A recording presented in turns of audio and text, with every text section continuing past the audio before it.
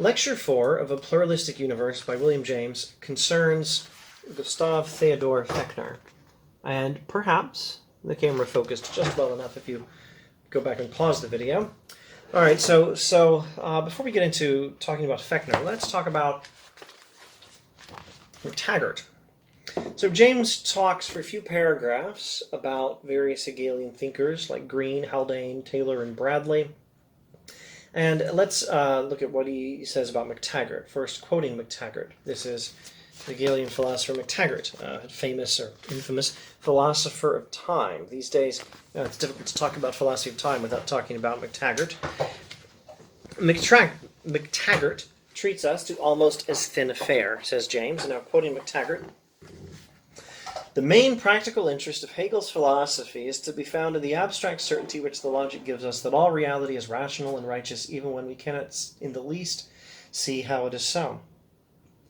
Not that it shows us how the facts around us are good, not that it shows us how we can make them better, but that it proves that they, like other reality, are, under the aspect of eternity, perfectly good, and under the temporal aspect, destined to become perfectly good. So here McTaggart is saying Hegelianism gives us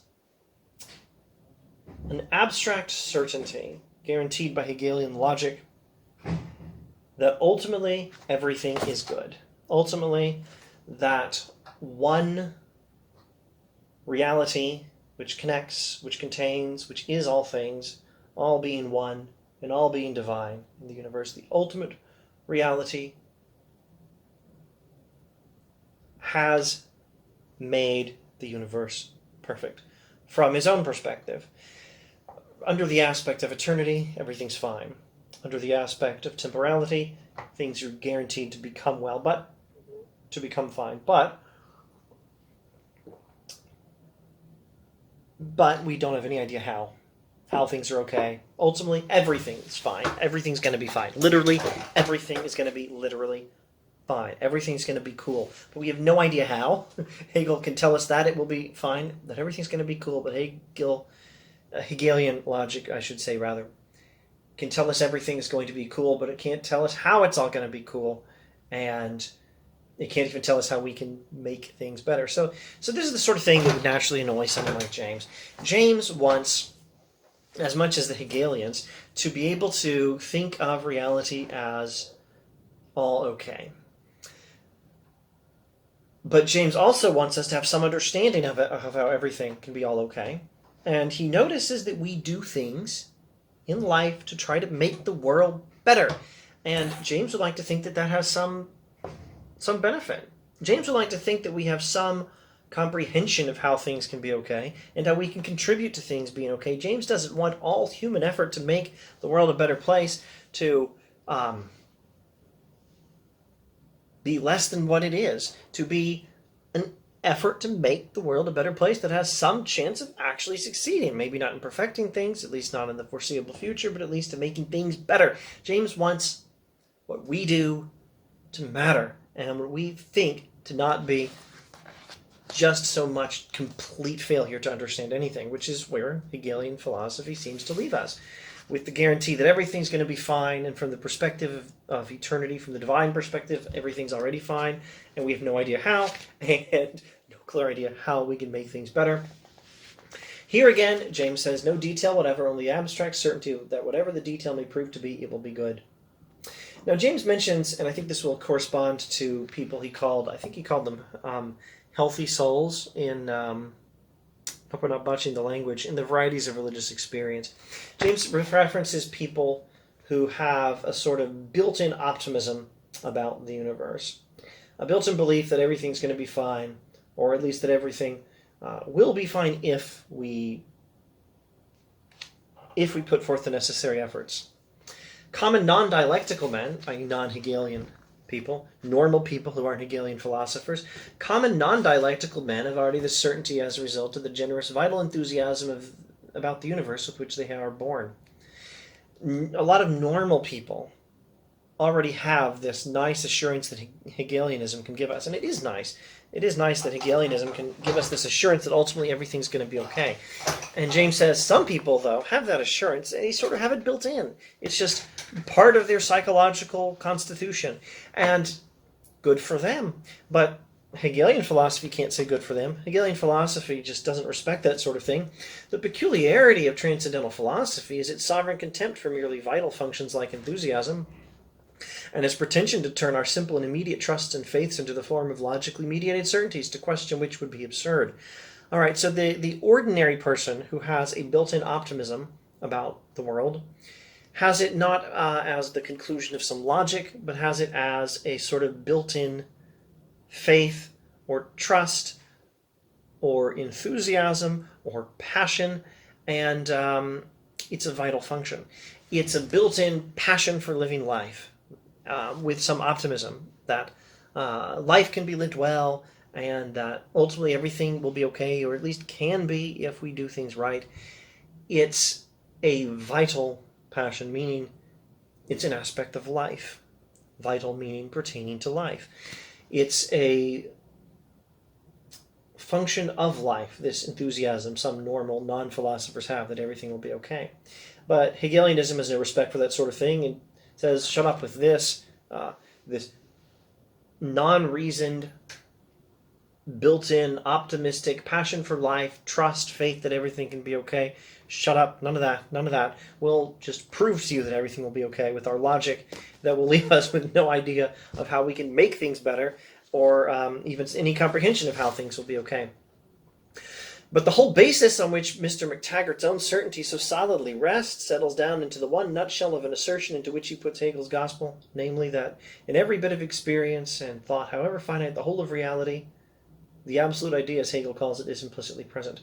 So McTaggart will not give us any particularly impressive alternative to the vital enthusiasm for life some normal people have. Instead, it'll just assure us, he will just assure us that in every bit of experience and thought, the whole of reality is implicitly present. Ultimately, God is in my teacup. Hegel's philosophy can assure us of this, and that's all it can do to improve on the vital enthusiasm some people have. So, this indeed is Hegel's vision. Hegel's vision, remember from lecture 3 in this book, Hegel's vision was the really important thing about Hegel. Hegel's vision is a vision of divinity in all things, and everything being good, and everything being connected, and everything making sense. This indeed is Hegel's vision. And Hegel thought that the details of his dialectic proved its truth. Hegel, again, we're reviewing some lecture 3 stuff here. Hegel had this inspiring vision of the universe. And his logic was supposed to prove that that vision was correct. The vision was great. The vision was amazing. The vision continues to inspire everyone, but the logic sucks so bad that no one even buys it, not even Hegel's own followers.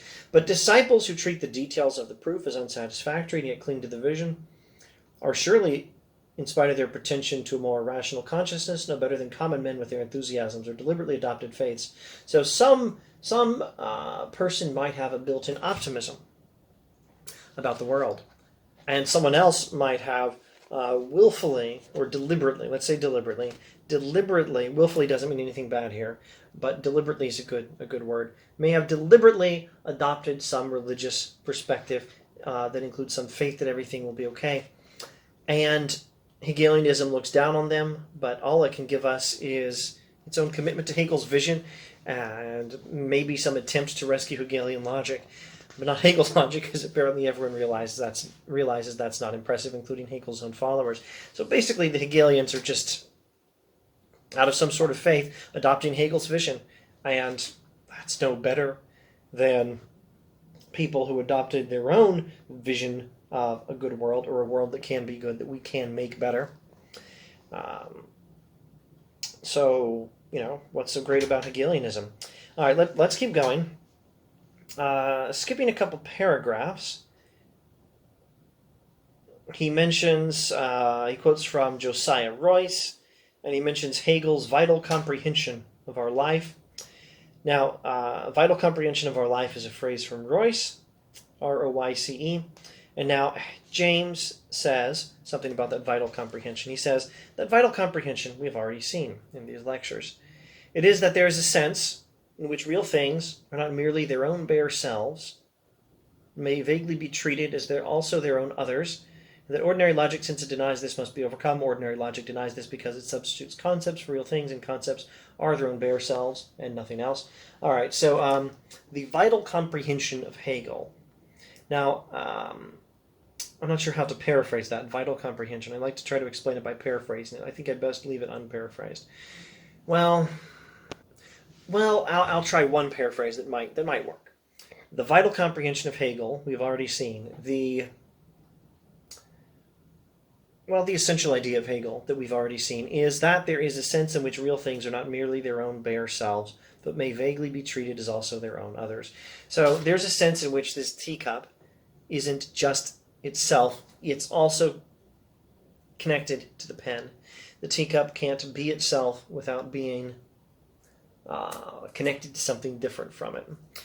Go back and watch Lecture 3 stuff, videos on Lecture 3, if you want an explanation of that, or better yet, read this book. Or if you dare, look up some Hegelianism. Don't trust me to introduce Hegel properly. If you can read Hegel, great. If you rely on YouTube for your Hegel, I think Gregory Sadler is the name you want, not this channel. All right, so the vital comprehension is that there's a real sense in which things are not merely their own bare selves, but may vaguely be treated as also their own others. The essential idea of Hegelian thought is that there is a sense in which the teacup is also the pen is also the teacup. Things are connected. What Royce calls Hegel's system, what Josiah Royce called Hegel's system, was Hegel's attempt to make us believe that he was working by concepts and grinding out a higher style of logic, when in reality, sensible experiences, hypotheses, and passion furnished him with all his results. So Hegel's logic sucked once again, but his own experience of how things work in real life and his own passion gave him all his own views, and that's actually not so bad. What I myself may mean by things being their own others, we shall see in a later lecture. So now this idea that, in a sense, the teacup is also the pen and the pen is also the teacup, we'll talk about that later, says James. It is now time to take our look at Fechner. That's Gustav Theodor Fechner. Now, I think I'm going to make an effort to wrap up a number of pages of Chapter 4 with just a few observations on this Fechner chap. One reason to do this briefly is I don't feel qualified to go into this in any kind of detail because I haven't studied Fechner myself. And if we're just going to have me reading James, well, you can read James for yourself on your own time. But maybe I can explain a couple of the main ideas James is getting from Gustav Theodor Fechner. So let's start off with this quick observation. I'll skip the long, elegant sentence preceding it, and then the short sentence after that. Hypotheses and deductions from these, controlled by sense observations and analogies with what we know elsewhere, are to be thanked for all of science's results. All right, so this is James' brief description of scientific method. Hypotheses and deductions from these, controlled by sense observations and analogies with what we know elsewhere. Science involves hypotheses and deductions from hypotheses, controlled, I think we could substitute the word tested and do a pretty good job explaining James here. Hypotheses and deductions from hypotheses, tested by sense observations, controlled by sense observations and analogies with what we know. Hypotheses plus deductions from hypotheses that are controlled by sense observations and analogies. I'm going to paraphrase this in what I think is a good way to paraphrase it. Science involves four things. James' description of science involves four things. 1, hypotheses. 2, deductions from hypotheses. 3, testing them by sense observations. And 4, further controlling them by analogies with what we know elsewhere. That's how science works, he says. And then he says, Fechner used no methods but these latter ones in arguing for his metaphysical conclusions about reality. But first let me rehearse a few facts about his life. We're not going to go over anything about the biography of Fechner in this video. The point is, Fechner reasoned in the same way science does. And in the 2 sentences preceding this, James explained that scientific reasoning is completely absent in Hegelian philosophy. Fechner does scientific reasoning. Hegelianism does not. Let's see. I think if I read this nice bit I have italicized, highlighted in yellow, I don't know, it's going to take too long.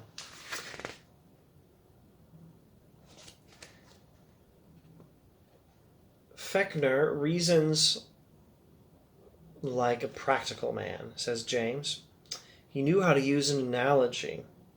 He knew how to work with analogies while keeping in mind the difference between the things being analogized. Now let's resume the text here. In this edition, page 76, roughly. I don't know, 8, 9 pages from the beginning of the chapter. He's describing Fechner's views. And he says, the vaster orders of mind go with the vaster orders of body. The entire earth on which we live must have, according to Fechner, its own collective consciousness. So must each sun, moon, and planet. So must the whole solar system have its own wider consciousness, in which the consciousness of our Earth plays one part. So is the entire starry system as such its consciousness. And if that starry system be not the sum of all that is, materially considered, then that whole system, along with whatever else may be, is the body of that absolutely totalized consciousness of the universe to which men give the name of God. Speculatively, Fechner is thus a monist in his theology. But there is room in his universe for every grade of spiritual being between man and the final all-inclusive God. And in suggesting what the positive content of all this superhumanity may be, he hardly lets his imagination fly beyond simple spirits of the planetary order. All right, so Fechner is a pantheist. Ultimately, everything is God. And in a sense, he's a monist. The ultimate God is the ultimate consciousness of the entire universe. But Fechner recognizes every kind of spiritual being between us and God. The earth itself has a spirit. The solar system has a spirit. And you might be thinking, what sort of wacky animism is this? Animism, good word. Look it up if you don't have it. Well, James responds. I'm going to skip over 2 or 3 pages here. Most of us, considering the theory that the whole terrestrial mass is animated, as our bodies are, make the mistake of working the analogy too literally. So Fechner knew how to use analogies. He knew how to make an analogy for a thing while keeping in mind how the thing we're analogizing is not 100% like the analogy we're making for it. So most of us, hearing that the Earth has a spirit, and the solar system has a spirit, and the galaxy has a spirit, and the whole universe has a spirit, most of us think that's wacky animism because we make the mistake of working the analogy too literally and allowing for no differences. If the Earth be a sentient organism, we say where her brain and nerves corresponds to her heart and lungs. In other words, we expect functions which she already performs through us to be performed outside of us again and in just the same way. So the thing about the idea that the Earth has its own consciousness and the solar system its own consciousness beyond that, the thing about that idea is it doesn't mean we're minds, and then there's this big earth mind that we are all living on the surface of. No, the earth mind would include us as parts of it. So you're not supposed to say, well, what are the different aspects of the human mind in terms of its brain, the different parts of the brain, and where do those correspond to? Is one part of the earth, like one particular tectonic plate, or one particular layer of the earth? Or is the Earth's core a part of the Earth's brain, like this thingy here is a part of my brain, or this other thingy here is a part of my brain? Whatever other names of the parts of the brain, left hemisphere, right hemisphere, temporal lobe, pineal gland, whatever the brain part names. You're not supposed to think that way. In fact, the Earth includes us. The solar system includes the Earth. The galaxy includes the solar system. Our brain, which primarily serves to correlate our muscular reactions with the external objects on which we depend, performs a function which the Earth performs in an entirely different way. Never mind that sentence. That's not what I want. Must every higher means of unification between things be a literal brain fiber and go by that name? Cannot the earth mind know otherwise the contents of our minds together? Fechner's imagination, insisting on the differences as well as on the resemblances, thus tries to make our picture of the whole earth's life more concrete. Basically, I think what James is doing here is saying that maybe I should have focused on that sentence. Let me interrupt myself and go back, and then I'll try to finish that sentence I started. I'll see if I can go back to it. The organ that gives us most trouble is the brain. All the consciousness we directly know seems tied to brains. Can there be consciousness, we ask, when there is no brain? And because we don't think the earth has a brain, we think, how can the earth be conscious? Solar system doesn't have a brain, so how can it be conscious? But our brain, which primarily serves to correlate our muscular reactions with the external objects on which we depend, performs a function which the earth performs in an entirely different way. So think of what the brain is.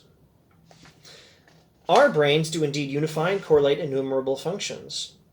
Our eyes know nothing of sound, our ears nothing of light, but having brains we can feel sound and light together and compare them, etc. So I think what James is saying here, basically, is that this guy Fechner, this Gustav Theodor Fechner, this brilliant philosopher who's kind of like the Hegelians but is doing it in a better way, this philosopher says there are divine minds higher than our own, like the mind of the earth and the mind of the solar system beyond that. And he's conceiving of minds in a properly empirical way, as built up of smaller things. So the human brain is, or the human consciousness is a connecting and harmonizing of smaller bits. Now, don't get into the what we now call in philosophy, and when we do metaphysics and we talk about contemporary philosophy, don't get into reductionism. I think that'll just lead you astray. We're not talking about who are the reductionists. We're not talking about Daniel Dennett here. We're not talking about the idea that everything can be reduced to its smaller parts. Not exactly, not at all, maybe even. What we're saying is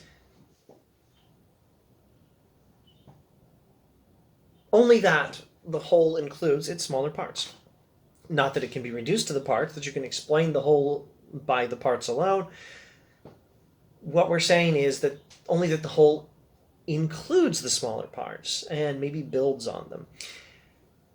So the human mind builds on all of its small parts, like our perceptions, like colors our eyes see, sounds our ears hear, odors the nose smells, and it's iron Buddha. I have some Earl Grey here, and I have some iron Buddha. This is the iron Buddha, and this is the box the Earl Grey comes from, and I'm tasting the iron Buddha. There's tastes, there's odors, there's sounds, there's sensations by hand, whatever you call them. There's feelings of warmth and cold. There are colors. These are some of the elements of human consciousness. And you can't necessarily reduce consciousness to these things, but nevertheless, human consciousness includes these things. What are the smaller parts? Are parts of the whole. We're not even interested here in the question of whether the whole can be reduced to the parts. We're just interested in the observation that looking at reality empirically, the body includes all of its organs. The mind includes all of the elements of perception. And the mind, the divine mind of this earth, in Fechner's view, includes our own. It's not just our own, that's not the point, but it includes our own. So now let's move towards the end of the chapter and emphasize this one main idea that James is interested in. The special thought of Fechner's, with which in these lectures I have most practical concern, is the belief that the more inclusive forms of consciousness are in part constituted by the more limited forms.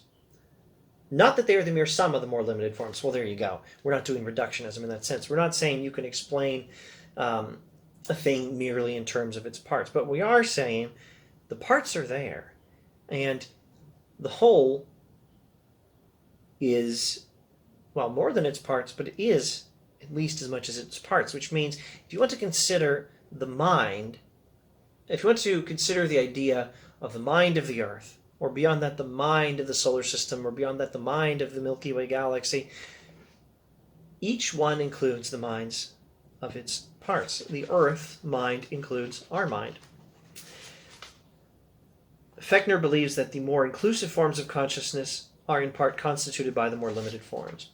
Fechner's great analogy here is the relation of the senses to our individual minds. So here James will explain Fechner's views on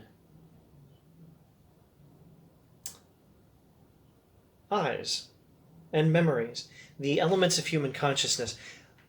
The human mind itself is in part made of these lesser elements, and the mind of the Earth is in part made of your mind and my mind. And we have an effect on the whole. The parts have an effect on the whole. My sensation drinking the now almost lukewarm, just warm enough to be a kind of tea warmness I enjoy, tea warmth I enjoy. My sensation of this nice, slightly warm iron Buddha tea is rooted in my mind as such, but also it has an effect on my mind. My whole mind now includes this experience at this exact moment of time of having just a little more of that nice tea.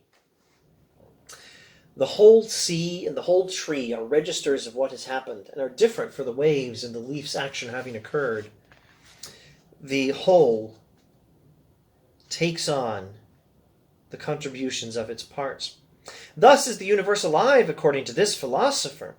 I think you will admit that he makes it more thickly alive than do the other philosophers who, following rationalistic methods solely, gain the same results but only in the thinnest outlines. Now this is great, and oh my gosh, I hope people stick around for this video where I ramble too much long enough to get to this part. This sentence is great. This catches so much of what James is talking about here, what he's been talking about from the beginning of this chapter. The Hegelian philosophers have this vision of reality as harmonized in one ultimate divine mind. It's a nice vision, and it gives us the happy assurance that everything's right with the universe. And they argue for this vision with a speculative logic that doesn't make a lot of sense to most of us and doesn't build on our experience and leaves us completely ignorant of what things may be like for ultimate reality and completely ignorant of how we can make the world a better place. We're told everything's okay, but we're not told how we can make anything better. Well, what kind of sucky philosophy is that? And now James says that's the Hegelian way of trying to get a vision of the divine oneness of all things. Look at Fechner's way. It's from the ground up. It's empirical. It makes all reality ultimately one and ultimately connected, even ultimately one and ultimately divine, but in a way we can understand, built up from elements we can understand, elements that even include us. The Hegelians have a vision of ultimate reality as alive, and they get it by following rationalistic methods solely. Fechner achieves the same results, but by a perception of the universe as built up from and not limited to, but including its smaller parts, which is to say, our minds are a part of the mind of God. Our minds are a part of the mind of God in Fechner's view. And this is a much better vision of the ultimate oneness and the comprehensive divinity of all things. Whew, okay. I think I will read the last two sentences of this lecture and then quit, maybe with a brief apology. I'll do the apology now. Sorry if this video is too long, too much rambling. I think, well, it's what I said probably at the beginning of this series. If I'm any good as a philosophy teacher, I'm afraid I'm going to have to do what philosophy teachers do. And that is, we learn by teaching. more than you might think. We learn more than our students when we're teaching things. Sometimes I've already done the learning, usually by teaching. Well, initially by studying, just studying, but then by teaching. And then I can just sit here and explain things. I could almost do that for The Will to Believe and Other Essays in Popular Philosophy. This is different. This is a book I don't know that well. I was hoping through this series to learn in part by teaching it, to learn it a whole lot better. And I think after spending too much time in this lecture, sorry for any time wasted, but I think I finally got there. Gotten there, reached there. I finally got there. Not that I can understand the book totally, but I made some real progress in understanding Lecture 4.